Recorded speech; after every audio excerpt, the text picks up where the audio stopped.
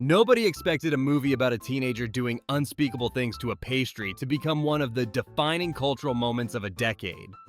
And yet, American Pie made $235 million on an $11 million budget.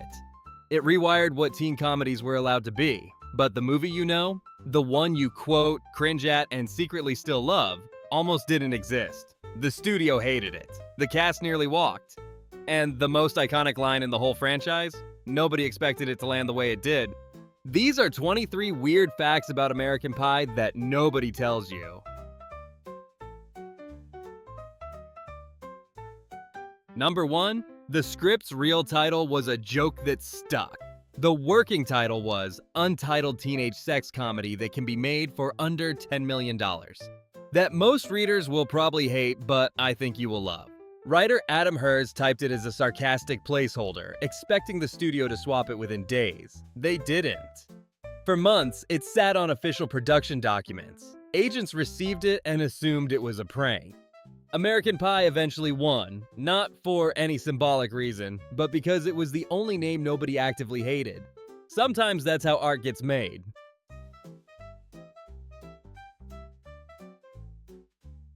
Number 2. The studio had one rule: no one gets naked. Universal's firm directive from the start: keep nudity minimal or risk an NC-17, which in 1999 was basically a cinema death sentence. So the filmmakers learned to imply everything and show almost nothing. The result was a movie that felt more outrageous than it technically was. That tension between what they couldn't show and what they absolutely suggested is a huge reason the comedy hit so hard. Constraint made them funnier. Number 3. Jason Biggs' agent told him to walk away. When the script landed on Biggs' desk, he knew this was his role. His agent disagreed. Strongly. The concern was that the pie scene would brand him permanently in ways no casting director could move past.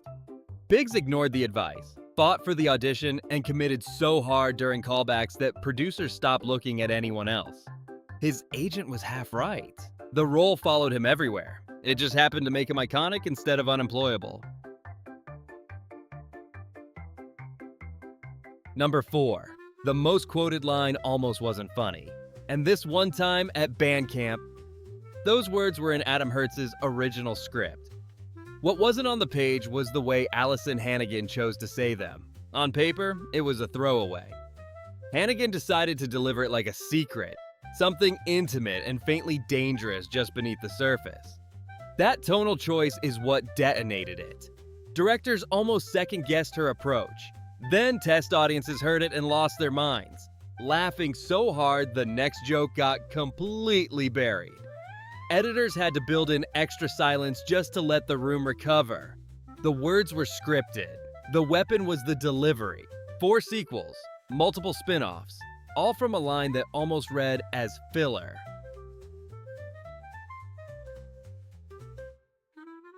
Number 5. Stifler was paid $8,000 for the entire movie. Seann William Scott was paid a flat rate of $8,000 for the complete production.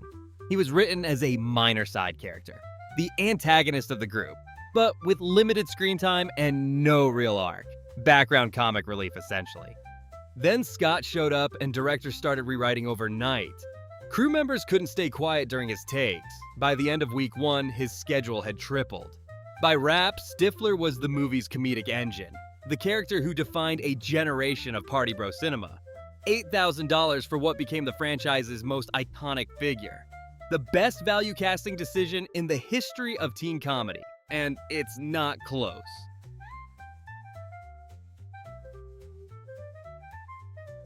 Number 6. The Real High School. Read the script and said number location scouts found a perfect school for East Great Falls High. The administration was thrilled. Hollywood, local prestige, the whole thing. Then they read the screenplay. Exterior shots only. Every interior. Classrooms, hallways, the prom, built from scratch on sound stages. Which is why the school's inside looks just slightly too clean, too polished, like someone designed it from memory. The irony. Fans still drive to that real school expecting to recognize corridors that were never actually filmed there.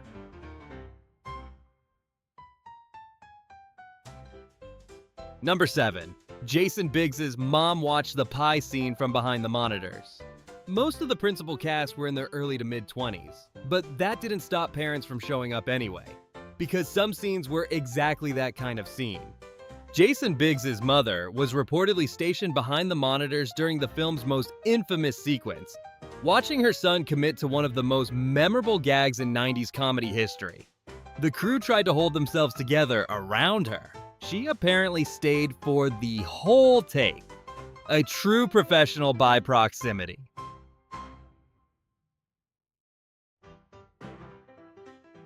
Number 8. The pie scene was supposed to be a quick gag. The original version, brief, implied, move on. Biggs had other ideas. Before rolling, he asked the directors a single question. "Do you want me to go until you say cut?" They said yes. What followed was a level of commitment the crew was completely unprepared for.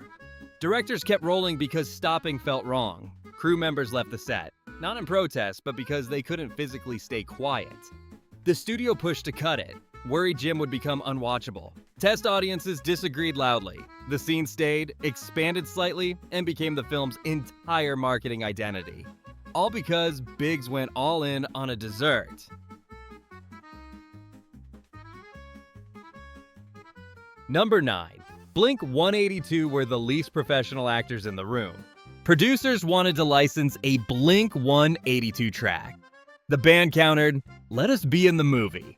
"Fine," said the producers, expecting something manageable. What they got was Tom DeLonge and Mark Hoppus repeatedly fumbling their lines. Neither of them were used to scripts, teleprompters, or hitting marks on cue. They reportedly needed double-digit takes just to get a few lines right, proving that being a rock star doesn't translate to being a one-take wonder. The monkey watching the webcam alongside them? That was a production hire, scripted into the scene from the start. It performed flawlessly. The professional musicians could not say the same. Blink-182 is now regularly discovered by teenagers who found them through American Pie first. A cameo nobody could fully control became a gateway to an entire discography. Number 10. Shannon Elizabeth came in for a completely different role. Elizabeth didn't walk in for Nadia. She was auditioning for a minor background part with no real arc. Casting directors saw something they hadn't planned for and rewrote Nadia on the fly. By the time cameras rolled, she'd gone from side character to the film's breakout star. She later described the post-premiere attention as overwhelming, exciting and completely disorienting, and nearly impossible to redirect toward anything else for years. Number 11. Eugene Levy rewrote his entire character. The original script had Jim's dad written as a straightforward idiot, a buffoon to be laughed at no more. Eugene Levy had a different read. He quietly rewrote nearly all of his dialogue before cameras rolled, turning the character into someone cringy but genuinely well-meaning. A father so desperate to connect with his son that every attempt makes things catastrophically worse, but never from cruelty, always from love. That distinction is what made Jim's dad the franchise's most beloved recurring presence across 5 films.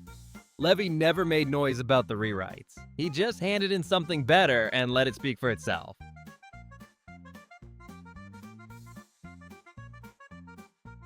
Number 12. The chemistry read was genuinely uncomfortable. Before shooting, producers ran chemistry reads using the most awkward scenes in the script, with people who had just met each other. The discovery. These actors didn't need to perform uncomfortable. They already were.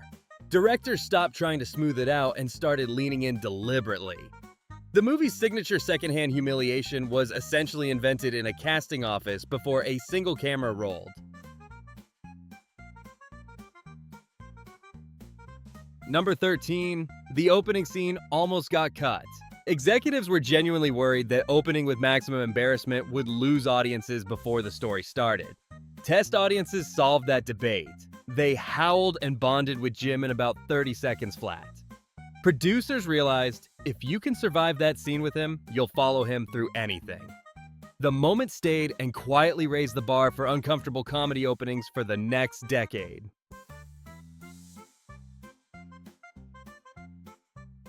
Number 14. The party house ended up with unidentified stains. Stifler's party was filmed in a real suburban home. The owners had one condition: no permanent damage. Production agreed. By wrap, there was cracked drywall, destroyed carpet, and stains the cleaning crew couldn't identify.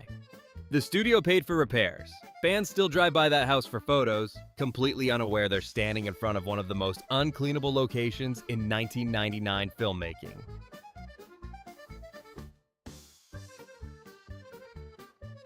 Number 15. Tara Reid improvised the film's emotional core. The script was outrageous wall to wall, but Vicky's quieter moment with Kevin, a vulnerable line during an intimacy conversation, was never written. Reid slipped it in mid-scene. Directors paused and looked at each other. The scene suddenly had weight it wasn't supposed to have. Audiences later pointed to it as the moment they realized American Pie had a genuine heart underneath all the chaos.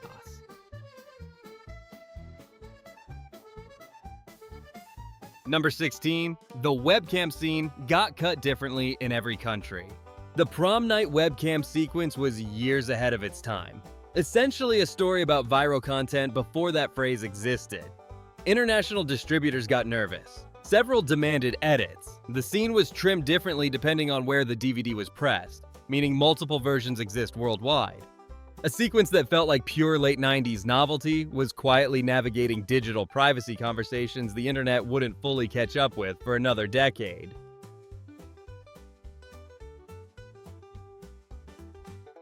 Number 17.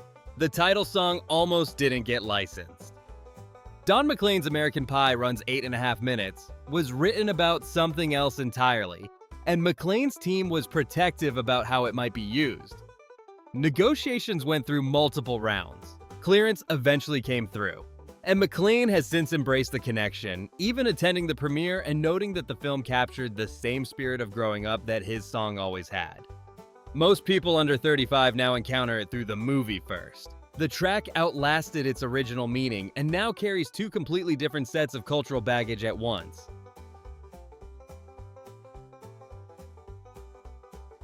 Number 18. The sequel was greenlit before the film came out. American Pie 2 entered development before anyone outside the studio had seen the original. Greenlit purely on test screening data.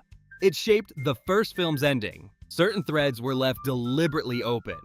The movie you watched in 1999 was already engineered for a sequel before it proved it deserved one. The sequel outgrossed the original. The gamble paid off completely.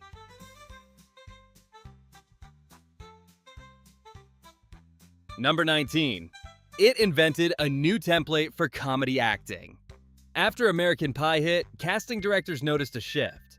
Biggs' approach: total commitment, zero self-protection, genuinely willing to look terrible, started showing up in audition rooms everywhere. Producers called it the Biggs effect.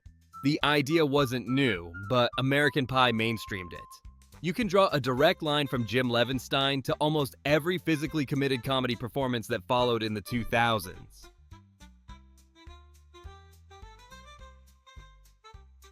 Number 20. The MPAA fight was a war of attrition. The first cut came back NC-17. The filmmakers resubmitted. Then again. Among the trims required, the volume and squishing sounds of the pale ale being consumed, frames from the pie sequence, and adjustments across multiple other submissions. They finally secured an R, which accidentally calibrated the film to sit right at the edge of what mainstream audiences could watch in a multiplex.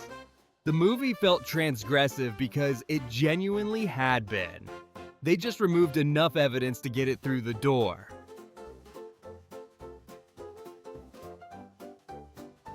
Number 21. The whole film shot in 40 days. Most studio comedies of that era scheduled 80 to 90 days. American Pie had 40, on an $11 million budget that Universal considered low to mid-range for a major studio release. Lean enough to demand efficiency, with no room for the kind of coverage bigger productions take for granted. Actors got fewer takes. Some of the film's best remembered scenes exist in one or two passes simply because time ran out. The tight schedule created a scrappy, unpolished energy that expensive productions now spend real money trying to recreate artificially. The limitation became the aesthetic.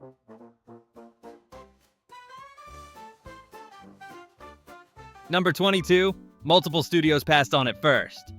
Universal didn't discover this script. They inherited it after several studios said no. Too crude, too niche, too risky. The conventional wisdom was that raunchy teen comedies had a ceiling. Nobody was predicting a franchise. Those studios spent the following years watching American Pie gross $235 million worldwide, generate 4 theatrical sequels, and spin off a direct-to-video franchise that ran for years. Every single pass is now a cautionary footnote. Number 23. The premiere was exactly the movie.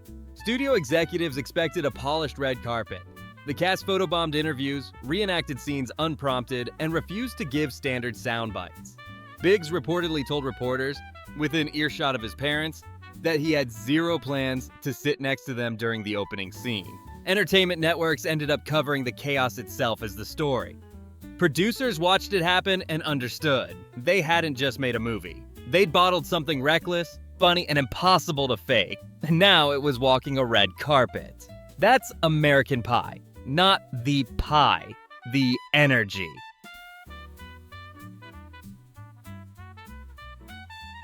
"25 years on, American Pie is still doing exactly what it did in 1999. Making you laugh, making you flinch, and making you feel something you weren't ready for. A joke title, a flat fee Stifler, a delivery that outlasted the franchise, a 40-day shoot with no safety net. It survived all of it. In some ways, because of all of it. If you want more of this, the stories that never make the press kit, subscribe and hit the bell. Drop a comment. What's the most unexpectedly great movie from your teenage years? Keep it cleaner than Jim's browser history.